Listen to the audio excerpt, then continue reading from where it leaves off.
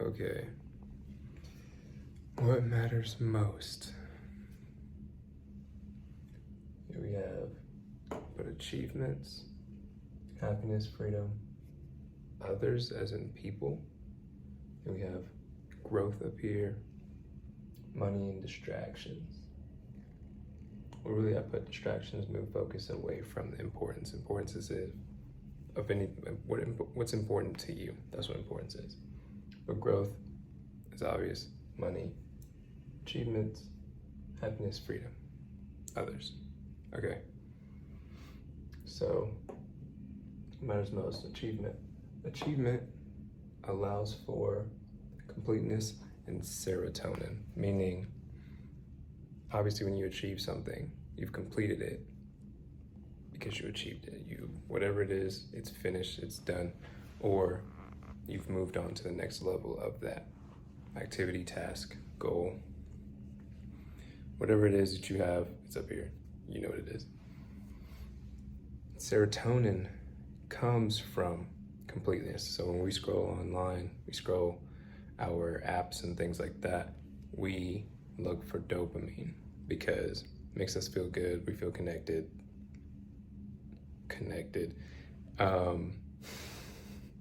And we get dopamine from it, which is real quick because as soon as you get off the phone, or even sometimes, especially if you're not doing anything at all for a while, you'll realize that even when you are scrolling and you've been scrolling for a minute, you don't even feel good. You're just doing it just to do something. That's dopamine. When we get into serotonin, that's the long-lasting effect of happiness or good feelings. And so you want to not chase, but you want to achieve serotonin and serotonin-inducing activities. So these are usually things where you're up and moving, or you're completing something or achieving something, because that means in your brain something real is happening. Therefore, you're putting in, therefore you're getting out. And then you're actually happy. Happiness is here, but next to happiness, we have fleeting, because happiness is fleeting. Again, when you're scrolling online or on your apps or whatever, you feel good for however long. That funny cat video, I don't even know if do people still watch cat videos? I don't ever see cat videos. Well, I guess I do now. But yeah, cat videos, little kids laughing. I love that. Whatever else makes you happy, whatever it is, you know what it is for you. So the thing about it is it's fleeting. Fleeting means it comes and goes. Therefore, even the thing that you may have achieved or completed, you have to continue to do that, because the happiness you feel from doing that will go away at some point. Something else may come up, or because it's a done deal, you now have to have the next thing.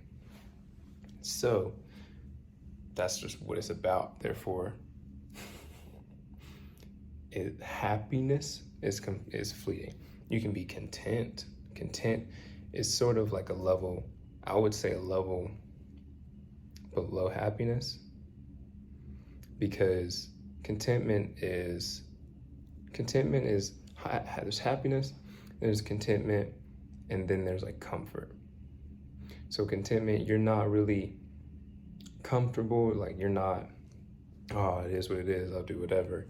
But you're also not happy I feel elated, over the moon, joyful, because contentment, you get to a nice, it's like a medium level. In the ups and downs of happiness and comfort, or even like being distraught or sadness or whatever, contentment is like nothing crazy, amazing is going on, but nothing crazy bad is going on either. So you're chilling. So that's why happiness, it matters, but it doesn't matter most, because you're not gonna be happy every day, all day. You're not gonna be happy all day. well, yeah, they both go together. You can be happy all day, but you won't be happy every day. Genuinely feeling the emotion of happiness. But you could be content every day. That's a different story. Freedom matters a lot because freedom gets us into freedom of lifestyle, choice, finances, and relationships. And then even up here, freedom of choice. Do what you feel when you feel it. Freedom of choice is very important because essentially without the choice to do what you feel when you feel like doing so, you feel a suppression because why is it that I can't do this thing? Not that you don't have the ability to do it. It's simply that you can't do it when you want to. Obviously, I don't have to go into that because you can think of a moment when you wanted to do something and you couldn't. How did it make you feel? Usually you don't feel amazing about not being able to do something that you want to do. So that's what's important. That's what it's about. And so choice and the freedom to make a choice is ultimately important because without choices, or without being able to make a choice or having the freedom to choose, you're ultimately allowing anyone else to make your choices for you. And that can get tricky because then we would get into like today's problems of like women wanting like not princess treatment. Princess treatment is top tier. Treatment is top tier. But like having a man pay for all your stuff. He can choose to do that until he doesn't. And then if y'all have a problem and he pays for everything and you don't know, you give him all your bills and he pays for them until he doesn't. But then he doesn't tell you that he doesn't. Lights turn off, gas turns off, water turns off, car gets repoed, eviction notices are on your door. You're confused because what's going on? This is getting paid for, and then you hit him up. Oh yeah, I've been paying that shit.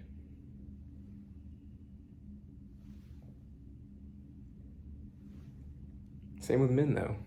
The men who get a girlfriend so that they can stay with her and she's choosing to let you stay there until she doesn't. But you don't have a choice because you gave that choice to her. So, doing what you want when you feel like it.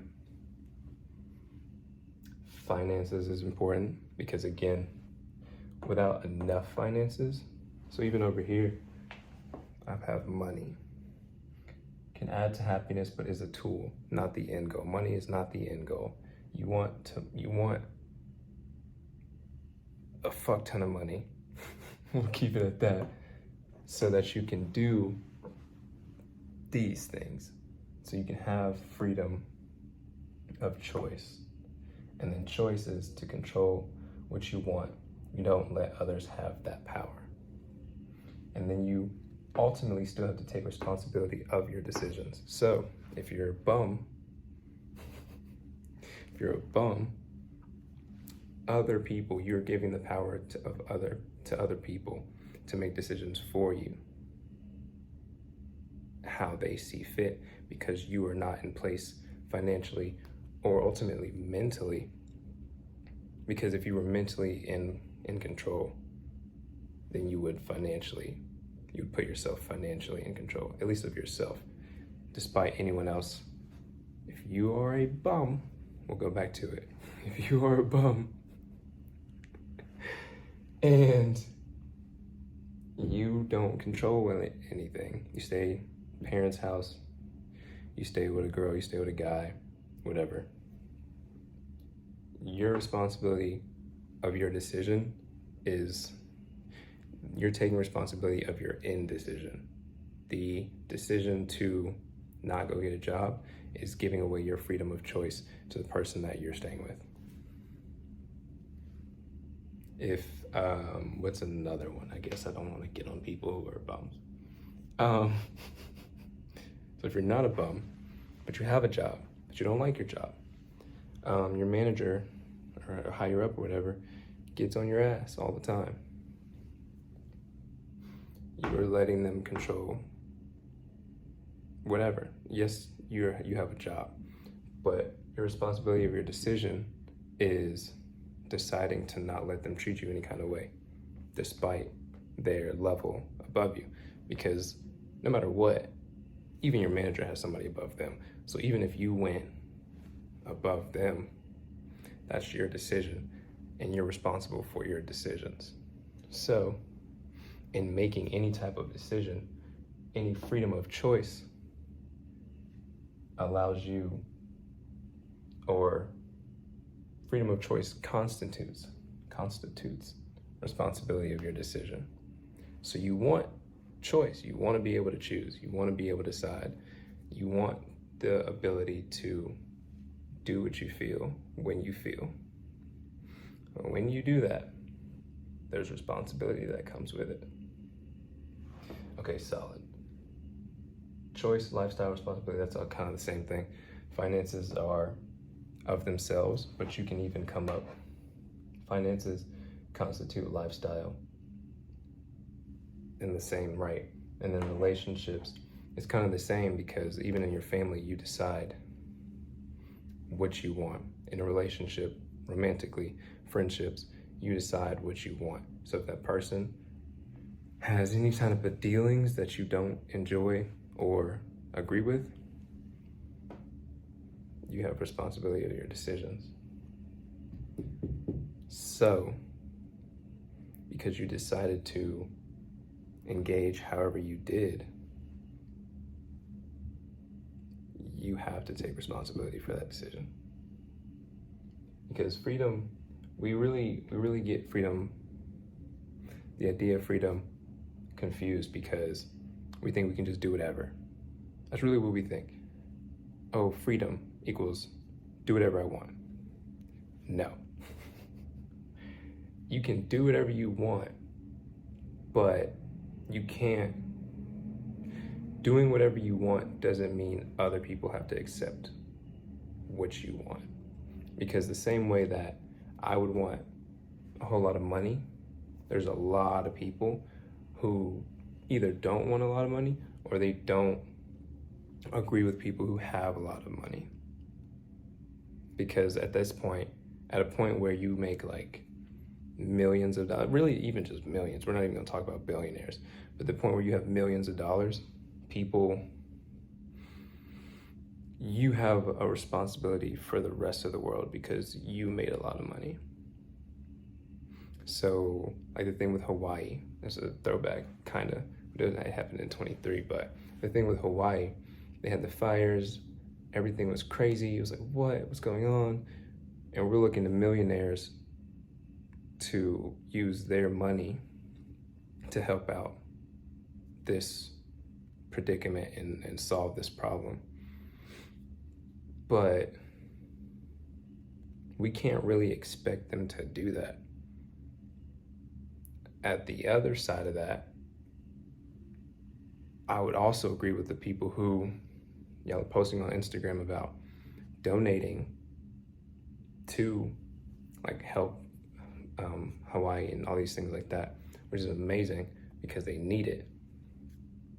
I would say in the same right, people who do have money that are in control of certain things that happen in that, I was about to say country, happen on the island, they should have responsibility of getting those things together, which that's the conspiracy of it all. We're not gonna get into that right now, but there's two sides to it all. But when you have freedom, it's not just, freedom doesn't constitute overall freedom of everything.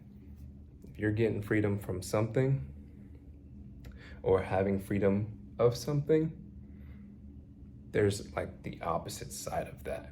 So when you have freedom of relationships, and you make a decision to get with this person or to leave this person, the other side of your choice is what they choose to do. You leave somebody who's crazy and they decide to still act crazy with you, that's the responsibility you have to take. If you decide to get with someone but you don't see all the red flags and then they turn out to be crazy, it's your responsibility if you stay with them or not. And you have the freedom of choice to do that. But what they do in return is not on you. Or you can't control it. We'll say that you can't control it. So, what matters most, people matter. Others isn't like outside of you. Anything outside of you is other. People matter. But people can leave, deceive, or misperceive. I thought I was doing really good with that. Think what you want. Obviously, leaving is obvious. They can leave. People don't have to stay. No matter what, family, friends, spouses, whatever. They can also deceive though, in the sense of they can manipulate knowingly, or because they're not self-aware, they are giving you something that they are not. So they can either deceive you knowingly, which is manipulation, or unknowingly, because they're just not self-aware, that they either are not what they say they are, they cannot do for you what they said they could, things of that nature. And then they can misperceive. So misperception is kind of the opposite of deception. Meaning deception, we said, like, they don't know. If they don't know that if they're not self-aware, they're deceiving because they don't know in themselves. But if they're misperceiving you, that's because they don't understand. So they're not opposite. They can kind of coincide more so than be opposite. But misperception can also be for that person who's manipulative, because they are manipulative. They may not understand that you don't manipulate or that you can't. Not saying that you can't, but that you do not. Therefore, it's kind of like a battle between someone with like a good heart and like a less than like good heart. I don't like using good and bad and things when we talk about human psychology and things like that, but you can misperceive. And misperception can also be, well, really, you can't even misperceive on purpose. That would be deception. So if someone's like, oh, I didn't understand, and then you try to like over explain or overdo, and then like, oh, I got it the first time, that's deception. But if they misperceive, it's because they genuinely don't understand, but they can still make the choice to act how they want despite or because of their misperception. So they can still choose what they want to do because of what they understood from the situation. Now, you can feel a certain way about somebody misperceiving you, but if they genuinely are misunderstanding what's going on in your dynamic, then you cannot, or it wouldn't hold true to have anger towards them because they genuinely didn't understand. But that could be a problem for you because of their misunderstanding, their actions based on that misunderstanding could be harmful, emotionally, mentally, physically, whatever. So that's what comes with others. People are important in your life. Humans, we're people. We have to communicate. That's how we grow. That's how we stay sane. Things like that.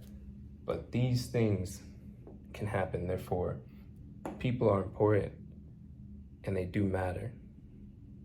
But I put others because All these other things are important because you can choose to do them and you're in charge of it.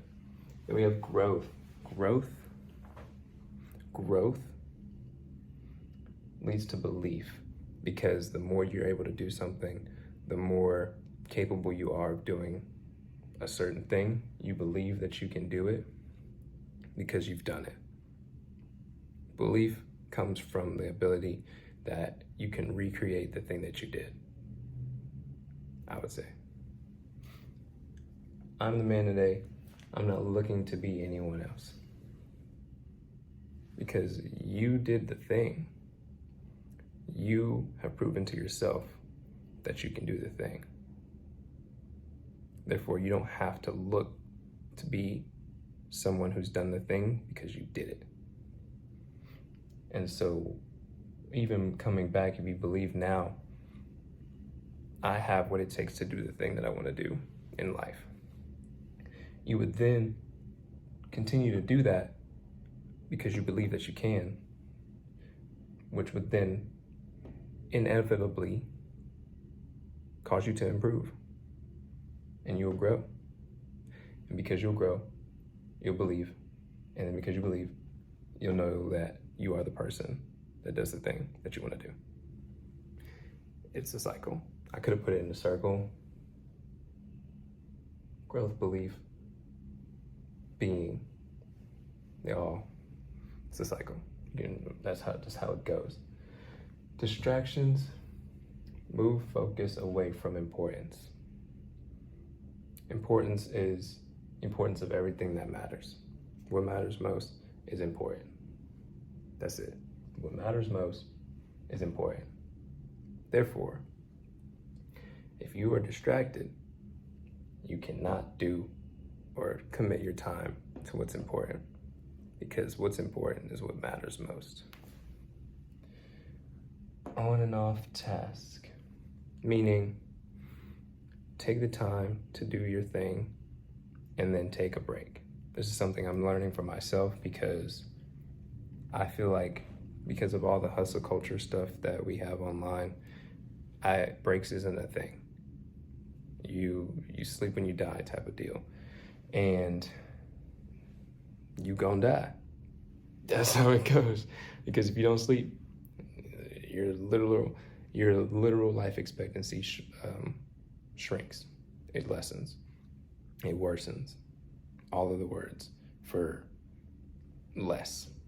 Because we are consuming this thing that tells us that none of these people take breaks. None of these people sleep. And a lot of these people you look at, they either look well rested, but then tell you not to go to sleep, or they may be living the exact thing that they say, but they're not talking about any destructive activity that's going on in their life. They're not talking about any destructive things that are happening in their body, because they're just going and going and going, and then they're teaching you how to go and go and go. And when you do it, so for me, when I do it, I'm very tired. My gut is messed up because I'm just trying to eat and keep going and not thinking about what I'm doing.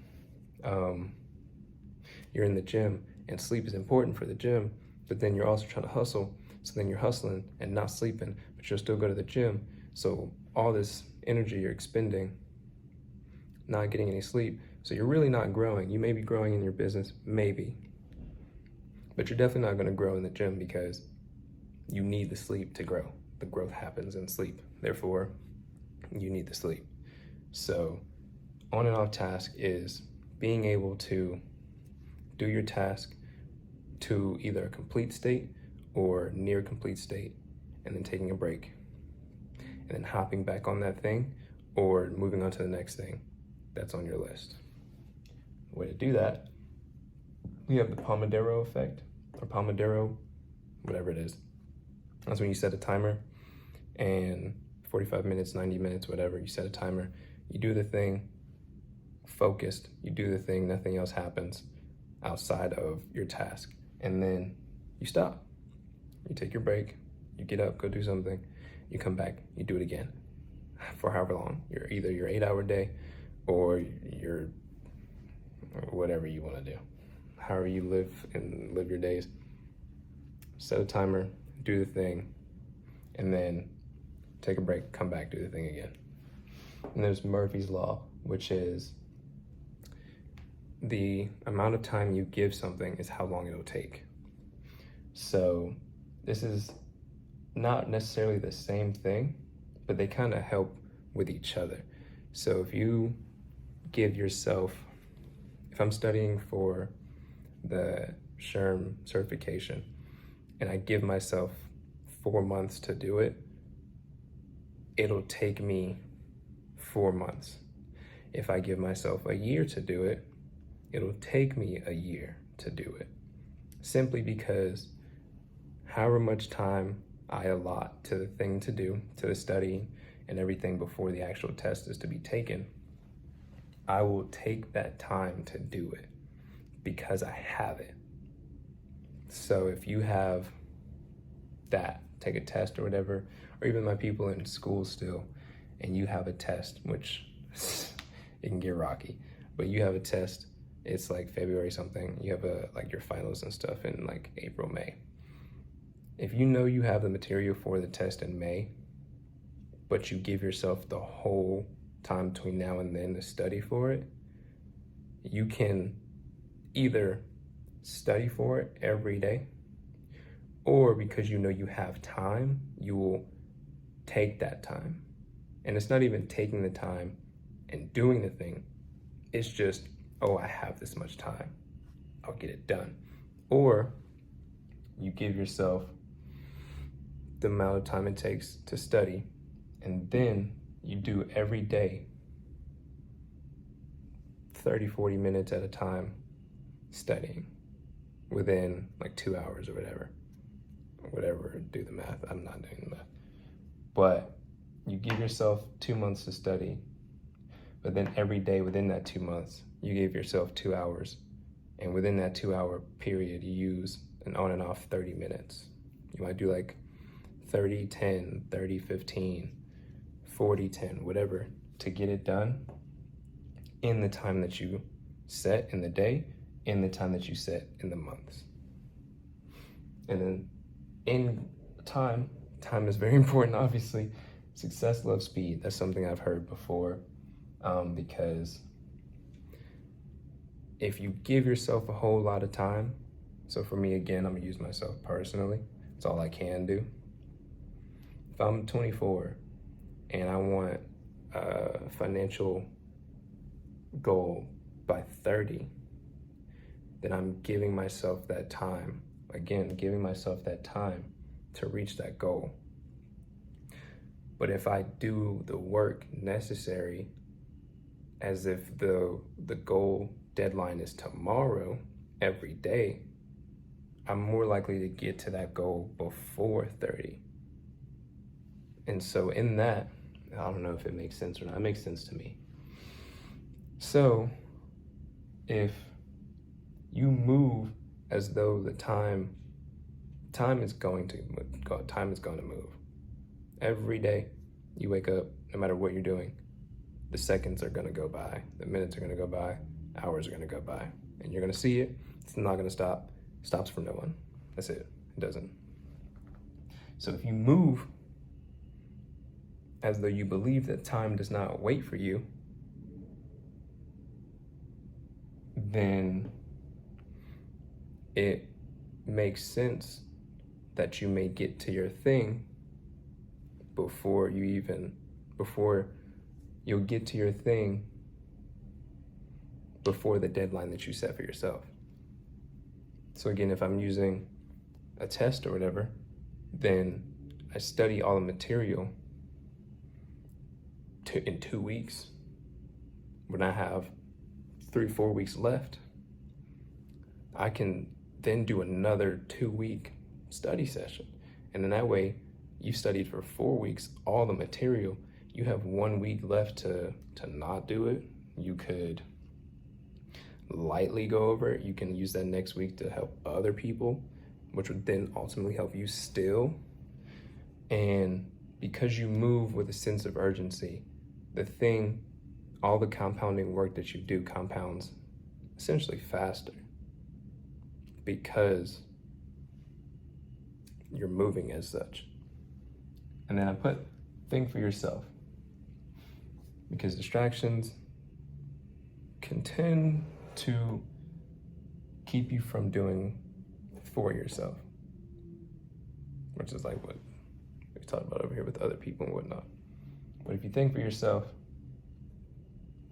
you will do the things that you think. Now, thinking for yourself is hard because people don't like to think. And you don't like to think for yourself. You don't like to think hard, whatever. But thinking for yourself is important because we got to understand how other people are thinking for us, and we're just kind of following it through advertisements, through promotions, through our job. Thinking for yourself gives you freedom of choice. They're the same thing. Freedom of choice, thinking for yourself. When you think for yourself, you can do the things that'll give you freedom, which would then lead to more freedom to do for yourself. And that's a part of what matters most, because when you can think for yourself, you can do for yourself, and therefore you would have freedom in whatever it is that you want. However you want to live your life, there's a certain sense of freedom that you can have for yourself because of that. But yeah, that's all I have. I don't know. This was something that I made today, and I just kind of mind mapped it out, and I thought I would share it. What matters most. All right, see y'all.